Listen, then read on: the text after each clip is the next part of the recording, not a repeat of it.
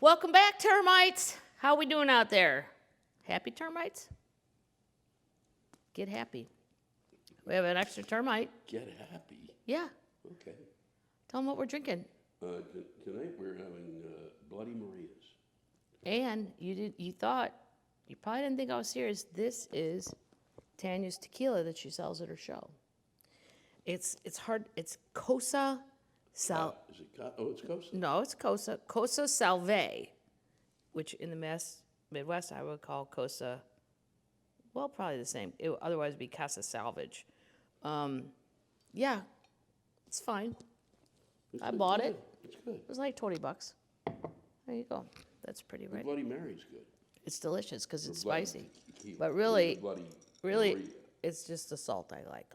If truth be told, I could just eat this salt all day, but that's not good for you now, is it? No. All right. But the tequila cuts that. Yeah. No, I like the salt. No, I know, but it cuts the effect. Well, we Googled the movie Hard Country, and you can rent it on Apple TV, so we're going to rent it. Yeah. It didn't get any reviews.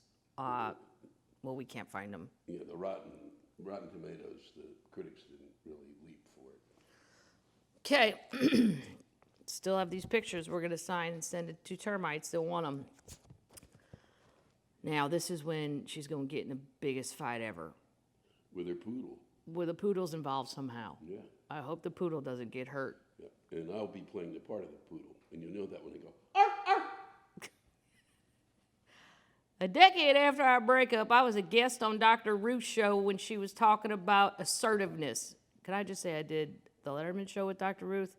It's the only person ever that's been like a foot shorter than me. wow. Yeah, she's not a little person. Technically, I don't think. Was she nice? Very nice and funny. Did you get some sex tips? Very funny. No, I didn't ask her about that. I think we were talking about where to go. She wanted to know where I was going to eat afterwards. Yeah, it was just, she was very friendly though. And because I wanted to get a picture with her for my mom. And she was very nice. Unlike Letterman was very weird about that. And then I just said, I don't even want your picture if you're going to be weird. Because then it'll make me feel weird. There you go. Yeah, I never. Did you get a picture with Letterman?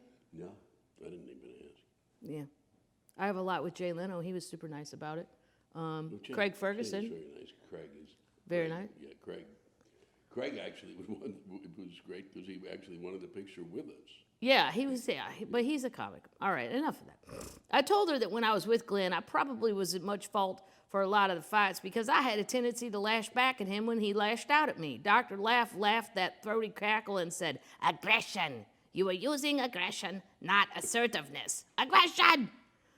I did start quite a few big fights myself, including the one at the 1980 Bing Crosby golf tournament, a big one among the Tucker Campbell cross-country battles.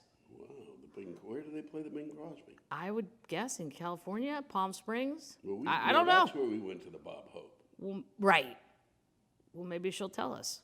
Nat Crosby was running the tournament, and according to Glenn, everybody who was anybody was going to be there. And by that, he meant big stars. George C. Scott, Jack Lemmon, Clint Eastwood, the kind of men Glenn thought I wasn't ladylike enough around. The tournament was held in Carmel, California. There's your answer. There's Clint Eastwood. Right. And Glenn is that the one they renamed? Do you think that the AT&T one is now what used to be Bing Crosby? Maybe. No, maybe. You mean, well, maybe the Pro-Am. Yeah. Right. Maybe.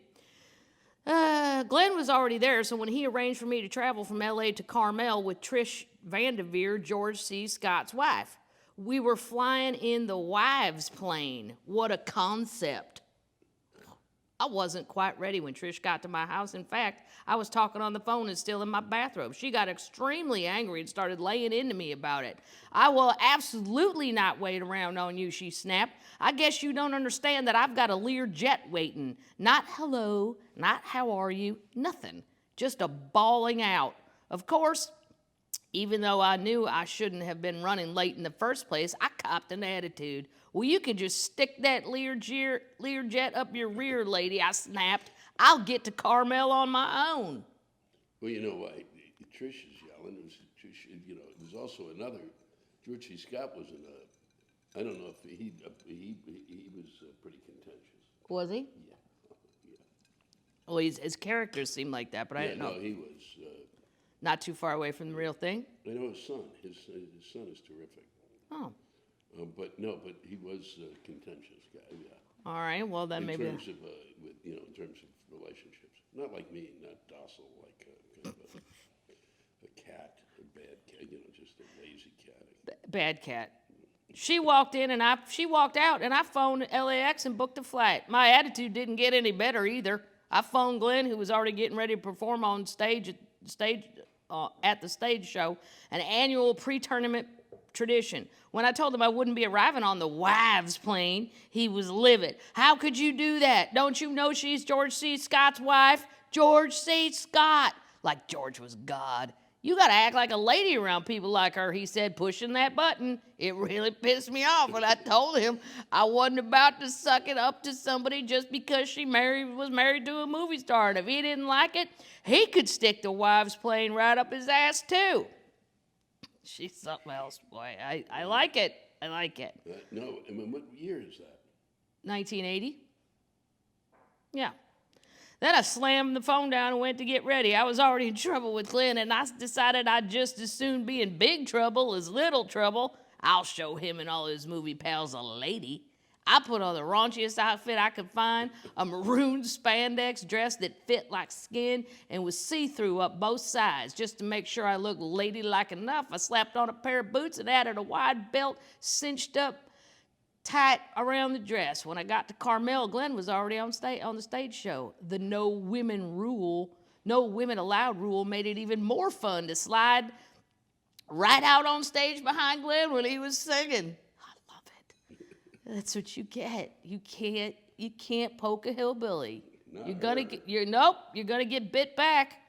A kind of rumble went through the audience, and when Glenn turned around and saw me in my getup, I thought he was gonna choke. Well, what could he do except introduce me and let me sing a couple songs for the men?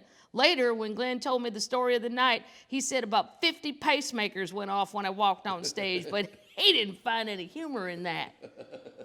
This guy's Glenn needs to realize if you're going to get with Hillbilly, you got to get on page. Well, that's the deal. What the hell? What are you expecting? Yeah. Right. It's not like she went to some... Give a shit if she's flying on her own. Right.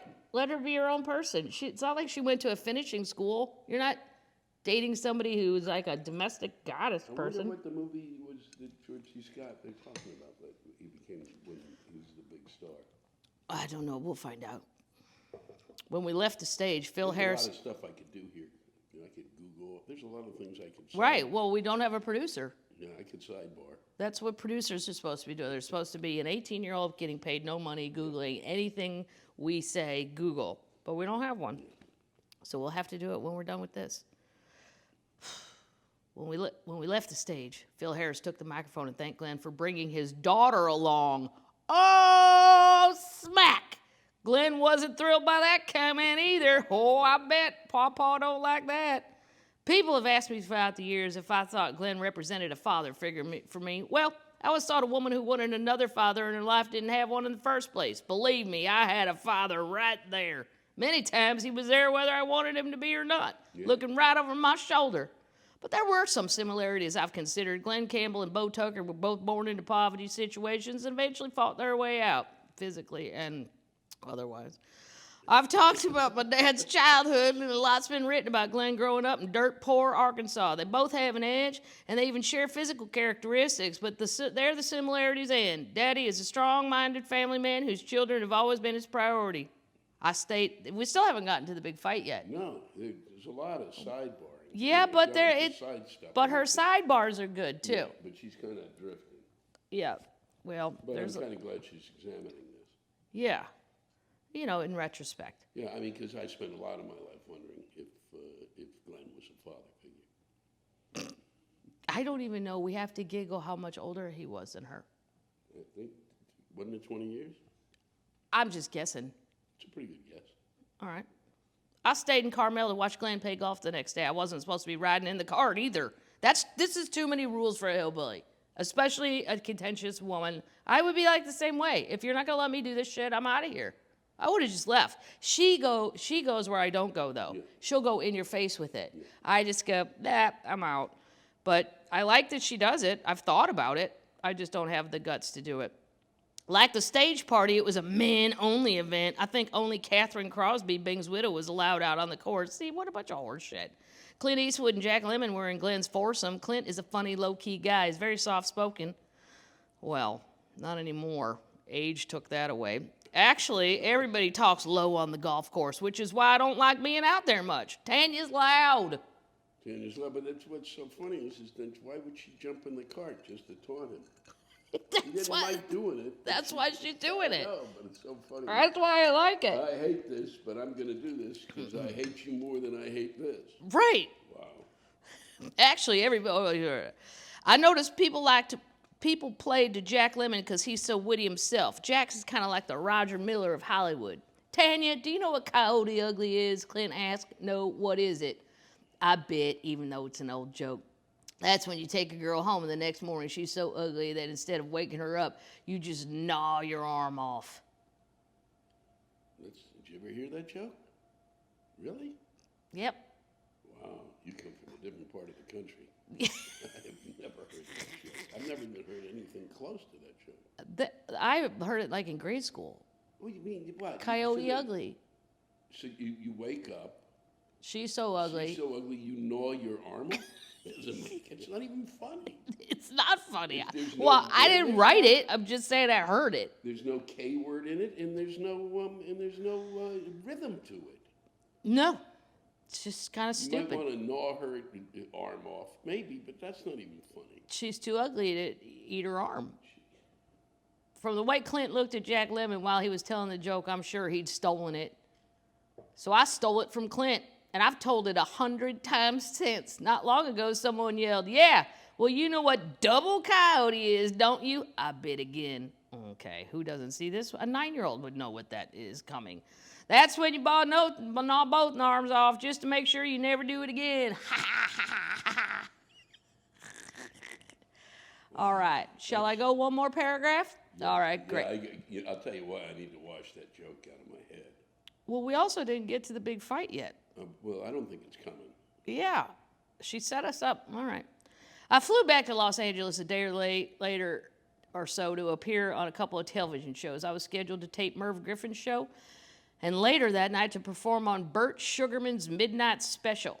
Remember that? I don't know what that is. That was, like Hullabaloo and... What the fuck is Hullabaloo? Hullabaloo. They had these shows in at that time, but that was the 80s. But early on, when they would bring on like 4 or 5 acts, rock and roll acts. Like a variety show? Yeah, but mostly like, like... Performers, not sketches. But mostly, but like rock and roll and country. Who's Burt Sugarman? The guy who was like the host or whatever, or the producer. Well, those are very different. You can't slide that in like that. You're both. Well, why not? You slid that stupid fucking coyote joke in. Well, everybody knows that. No, I can't believe everybody knows that. Oh my gosh, I missed that. But no, there was Hullabaloo, and I can't think of the other one. There was another one early on where they would, like they introduced, like the Rolling Stones came on, and this was later on. Midnight Special, you mean? Special, yeah. All right. Which I think was on like a Saturday night or something. All right. I can't remember. Okay, Glenn stayed on in Carmel. I can tell you right now that's not good. And I wondered why because the tournament was finished. What I didn't know was that he met a girl there even before I arrived, and he was romancing her again the minute I left. That's probably why the guys came up with the idea of the wives playing in the first place. I was disgusted with Glenn after Carmel, so I decided to see if I'd be attracted to another man. Wow. That'll get him, right? Let's see if it's Burt Sugarman. So when Burt Sugarman invited me to come over to his house after I did Midnight Special, I hopped in his Rolls Royce and away we went. You're right. Mm-hmm. When we got to his house, Burt immediately started coming on pretty hard and I realized what a mistake it had all been and asked to go home. Somewhere along the line that night, a photographer took pictures of the two of us walking together. Burt was really attractive to me, small and talented, but underneath it, I'm usually just a one love at a time woman. Wow. One love at a time and one hate at a time. One fight at a time. Yeah. I can only fight one person at a time. Yeah. I can't do brawls. Yeah, my marriage is a 10-rounder. That should have been the name of the book. Well, I think that one round knocked everything out, teeth included. Unfortunately, while we'd been kissing and messing around, my dress got torn, and I took it back for repairs to the designer in Los Angeles. She fixed it, and that should have been the end of that story. But as it happened, a few weeks later, the woman was backstage at a concert of Glenn's. Oh, no. Whoa.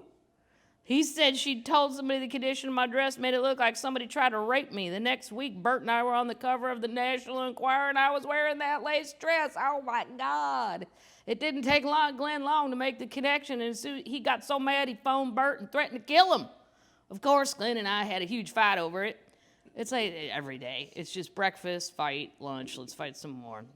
But I didn't feel guilty anymore because then I knew about Glenn's girlfriend in Carmel. She even showed up at one of his concerts, and I ran into her backstage. She practically broke the door down, getting past me and get out of there. I was so shocked I didn't even throw a fit. That's unusual. Wow. Yeah. Glenn denied everything, of course. Oddly, I went in and ironed Glenn's shirt for the show. What was read that sentence again?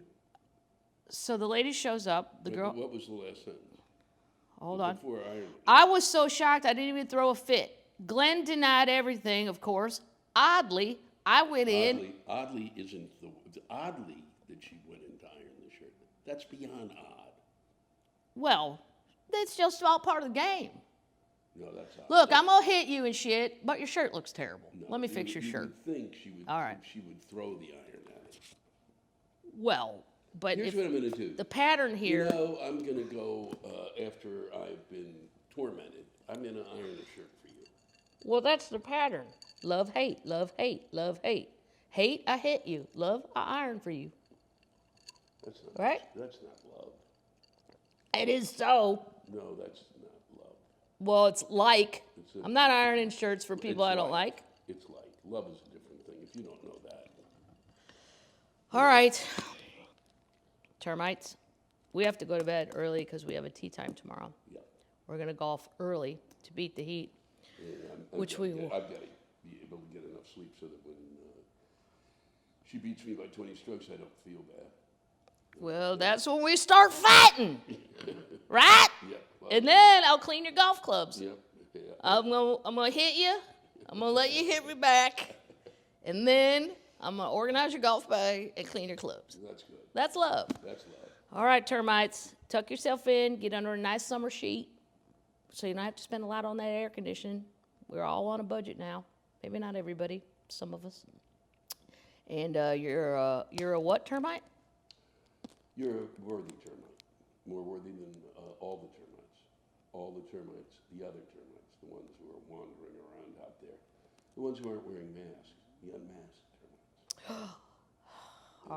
I just am thrilled that I can spend time with you. I hope it's been all right. I hope I haven't interfered with your time. We'll see by the comments. Please comment. Would you like him to stay or go? Can you imagine? I just get thrown off. I have so little in this life at this point. Can they throw me off your YouTube channel? Well, here's the thing. It's not like American Idol. There's no one else to take your spot. So you might want to think about that, termites. If you vote him out, there's no voting anybody else in. You're just stuck with me again. All right, termites, tuck yourself in. You're a worthy termite. You're a good termite. Even if you got chubby over lockdown, you're a chubby, worthy termite. Yeah, fuck it. Don't worry about weight at this point. Nope. Even if your muscles have atrophied, it's all right. You'll get them back. It's going to be fine. All right, on the count of three, we're going to say it. 1, 2, 3. Night, night, termites.